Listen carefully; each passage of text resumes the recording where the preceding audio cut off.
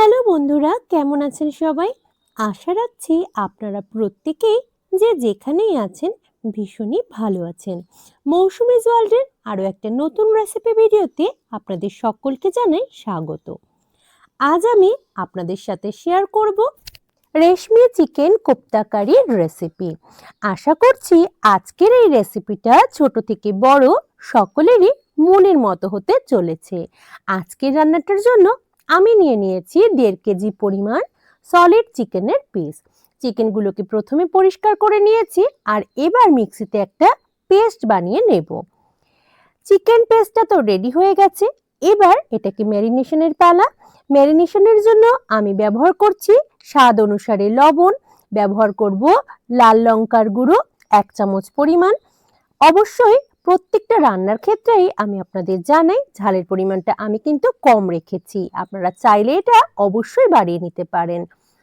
আমি ব্যবহার করছি 6টা মিডিয়াম সাইজের পেঁয়াজ, যেটাকে আমি কুচিয়ে রেখেছিলাম, সেটা সম্পূর্ণটাই নিয়ে নিলাম। দিয়ে দিচ্ছি 2 চামচ আদা রসুনের পেস্ট।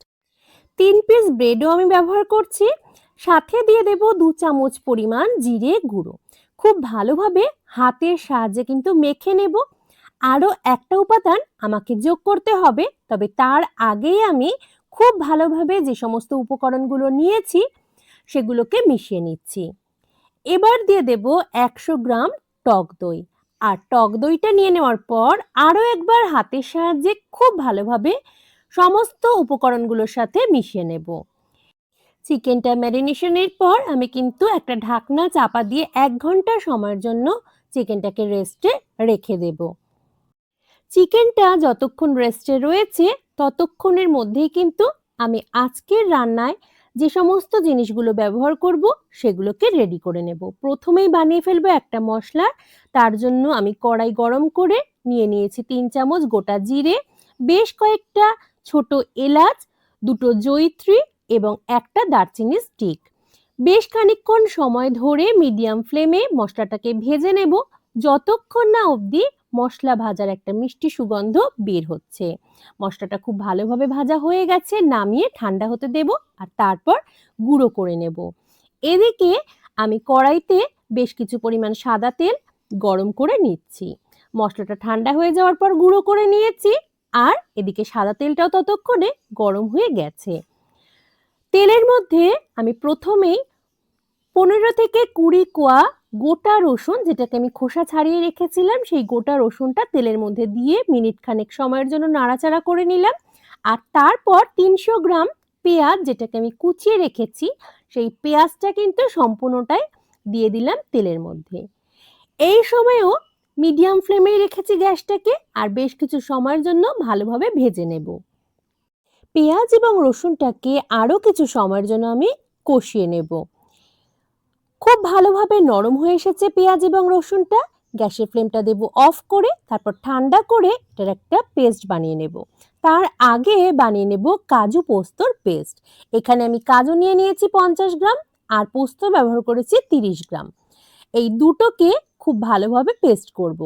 তার আগে প্রথমে কিন্তু একবার শুকনো ঘুরিয়ে নিয়েছি, এবার ব্যবহার করব 3-4 চামচ টক দই। আরও একবার একটা মিহি স্মুথ পেস্ট বানিয়ে নিলাম। বিভিন্ন উপকরণ দিয়ে আমি কিন্তু চিকেন ম্যারিনেশন করে রেখেছিলাম, তার থেকেই ছোট্ট ছোট্ট লেচির মতো করে কেটে আমি গোল পাকিয়ে নিচ্ছি। আর একটা ছিদ্রযুক্ত থালা নিয়েছি, তার মধ্যে অয়েল ব্রাশ করে নিয়েছি। একের পর এক সমস্ত চিকেনের বলগুলোকে সাজিয়ে নিচ্ছি। ইন্ডাকশনে বসিয়ে দিয়েছি একটা বড় পাত্রে জল গরম হতে, তার উপরেই কিন্তু বসিয়ে দিয়েছি এই ছিদ্রযুক্ত থালাটাকে। ওপর দিকে আরও একটা থালা দিয়ে আমি চাপা দিয়ে দিয়েছি। ঢাকনা চাপা দিয়ে মিনিট 10 সময়ের জন্য স্টিম করে নিয়েছি, আর আপনারা দেখেই বুঝতে পারছেন চিকেনটা কিন্তু চেঞ্জ হতে শুরু করেছে। একইভাবে আমি সমস্ত চিকেন বলগুলো তৈরি করে নিয়েছি ওরকম স্টিম দিয়ে। পেঁয়াজ রসুন ভাজাটাও কিন্তু এতক্ষণে হয়ে গেছে ঠান্ডা। এবার পেঁয়াজ রসুনের একটা মিহি পেস্ট আমি বানিয়ে নেব মিক্সিতে। আমার দুটো আলাদা আলাদা করে পেস্ট তৈরি করাও রেডি। একটা পেঁয়াজ রসুন দিয়ে বানিয়েছি, আর একটা বানিয়েছি কাজু পোস্ত এবং টক দই দিয়ে। অন্যদিকে আমার চিকেন বলগুলো কিন্তু স্টিম দিয়ে রেডি হয়ে গেছে। এবার ওগুলোকে ভেজে নেব। ব্যবহার করেছি 3 চামচ পরিমাণ সাদা তেল এবং একটা বাটারের কিউব। গলে যাওয়ার পর একে একে আমি চিকেনের বলগুলো দিয়ে দিচ্ছি। মিডিয়াম ফ্লেমে বেশ কিছু সময় ধরে ভেজে নেব। চিকেনের এই যে কোপ্তাগুলো আমি বানিয়ে রেখেছিলাম, সেগুলো ভাজার সময় যে বাটার ব্যবহার করলাম, তাতে কিন্তু চিকেনের ফ্লেভারটা আরও বেড়ে যাবে। আমি মিডিয়াম ফ্লেমে রেখে কিছু সময় ধরে ভেজে নিচ্ছি, আর হালকা ব্রাউনিশ কালার হওয়া অবধি আমি কিন্তু সমস্ত চিকেন বলগুলো বা কোপ্তাগুলোকে ভেজে নেব। একে একে সমস্ত চিকেন কোপ্তাগুলোকে আমি বাটার এবং সাদা তেলে ভেজে নিয়েছি। এবার সমস্ত চিকেন কোপ্তাগুলোকে আমি তুলে নেব আর এগোবো পরের স্টেপে। চিকেন কোপ্তাগুলোকে তুলে নেওয়ার পর কড়াইটা আমি চেঞ্জ করে নিলাম, কারণ এগুলো ভাজতে ভাজতে কড়াইটা বেশ পুড়ে গিয়েছিল। আমি কড়াইয়ে নিয়ে নিচ্ছি বেশ কিছু পরিমাণ সাদা তেল। আজকের রান্নাটা কিন্তু সম্পূর্ণটাই সাদা তেলেই করব। তেলটা গরম হয়ে যাওয়ার পর দিয়ে দিলাম কয়েকটা লবঙ্গ, ফাটিয়ে নেওয়া এলাচ এবং দারচিনি স্টিক। মিনিট খানেক সময়ের জন্য প্রথমে ফোড়নটাকে আমি ভেজে নিয়েছি, আর এবার দিয়ে দিলাম আদা রসুনের পেস্ট। আদা এবং রসুন আমি কিন্তু প্রথম অবস্থাতে খুব ভালোভাবে ভেজে নিয়েছিলাম, তাই এই পর্যায়ে আমাকে খুব বেশি সময় ধরে কষানোর প্রয়োজন হবে না। অল্প সময়ের জন্য আদা রসুনের এই পেস্টটাকে আমি কষিয়ে নিচ্ছি, আর তারপর এর মধ্যে আমি যুক্ত করে দেব টক দই, কাজু, পোস্ত ব্যবহার করে আমি যেই পেস্টটা বানিয়ে রেখেছিলাম সেই সম্পূর্ণ পেস্টটাই। রান্নায় ব্যবহার করার জন্য আমি কিন্তু আগে থেকেই একটা পাত্রে জল গরম হতে বসিয়ে দিয়েছি। যতটুকু গ্রেভি রাখবো সেখান থেকে কিন্তু জলটা ব্যবহার করব।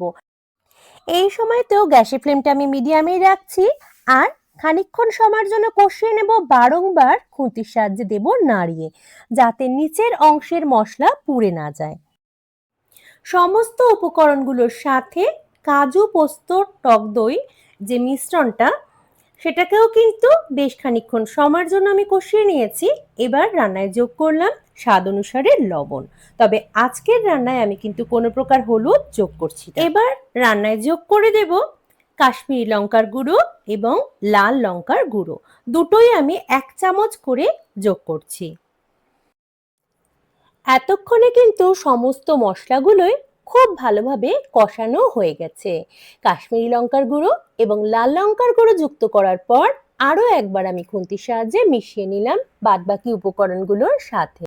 এতক্ষণ অবধি আমি কিন্তু রান্নায় কোনো প্রকার জল ব্যবহার করিনি। যেই পাত্রে কাজু, পোস্ত এবং টক দইয়ের মিশ্রণটা আমি রেখেছিলাম, সেই পাত্রটা ধুয়ে অল্প পরিমাণ জল আমি প্রথমে যুক্ত করব। দিয়ে দিলাম কয়েক দানা চিনি স্বাদটার সঠিক ব্যালেন্সের জন্য। এবার পাত্র ধোয়া জলটাও অ্যাড করলাম। অল্প পরিমাণ জলে কিন্তু আমি যুক্ত করেছি মশলাটাকে খুব ভালোভাবে যাতে কষানো হয়ে যায়। যদিও আলাদা আলাদাভাবে কষানোর ফলে এতক্ষণে কিন্তু সমস্ত মশলাটাই খুব সুন্দরভাবে কষানো হয়েই গেছে। আমি আজ রান্নায় যতটুকু গ্রেভি রাখবো সেই অনুসারেই ব্যবহার করব বেশ কিছু পরিমাণ গরম জল। যেহেতু গরম জল ব্যবহার করছি রান্নায়, আমার কিন্তু গ্রেভিটা ফুটতেও খুব বেশি সময়ের প্রয়োজন হবে না, আর আগে থেকেই সমস্ত উপকরণগুলো খুব সুন্দরভাবে কষানোই রয়েছে। জল ব্যবহার করার পর খুন্তির সাহায্যে খুব ভালোভাবে একবার মিশিয়ে নিচ্ছি। এবার গ্রেভিটাকে ফুটতে দেব। অল্প সময়ের মধ্যেই কিন্তু গ্রেভিটা ফুটতে শুরু করে দিয়েছে। আগে থেকে ভেজে তুলে রাখা চিকেনের কোপ্তাগুলো আমি এবার দিয়ে দিচ্ছি গ্রেভির মধ্যে। মিডিয়াম ফ্লেমে রেখে বেশ কিছু সময়ের জন্য জাল হতে দেব। রেশমি চিকেন কোপ্তা কারি যারা এখনো বাড়িতে বানিয়ে ট্রাই করেননি, তারা কিন্তু অবশ্যই আমার রেসিপিটা ফলো করে বাড়িতে একবার বানিয়ে দেখতে পারেন। যাদেরই পরিবেশন করবেন আশা করছি তারা প্রত্যেকেই ভীষণ খুশি হবেন, আর বন্ধু বান্ধব তো অবশ্যই রেসিপি জানতে চাইবেই। চিকেন কোপ্তাগুলো যুক্ত করার পর কিছু সময়ের জন্য ফুটিয়ে নিয়েছি। এবার যুক্ত করে দিচ্ছি প্রথমেই যেই মশলাটা আমি তৈরি করে রেখেছিলাম, সেই ভাজা মশলাটা। খুব ভালোভাবে একবার মিশিয়ে নেব চিকেনগুলোর সাথে। আমার রান্নাটা কিন্তু সম্পূর্ণ হয়ে গেছে। নামানোর আগে দিয়ে দেব 1 চামচ পরিমাণ ঘি। আরও একবার মিশিয়ে নিয়ে গ্যাসের ফ্লেমটাকে আমি অফ করে দেব। আজকের রেসিপিটি কেমন লাগলো আপনাদের অবশ্যই জানাবেন কমেন্ট করে। ভালো লাগলে লাইক করতে ভুলবেন না। আর প্রতিবারের মতো আজও অনুরোধ করব, যারা প্রথমবার দেখছেন আমার চ্যানেলটিকে সাবস্ক্রাইব করে পাশে থাকবেন। আপনাদের লাইক, কমেন্ট এবং সাবস্ক্রিপশনে কিন্তু আমাকে পরবর্তী ভিডিওগুলো তৈরিতে অনেক বেশি উৎসাহিত করবে, তাই আপনাদের অবশ্যই পাশে চাই। আজ এই পর্যন্তই। নতুন ভিডিও নিয়ে হাজির হব আপনাদের সামনে খুব তাড়াতাড়ি। সকলে খুব ভালো থাকবেন।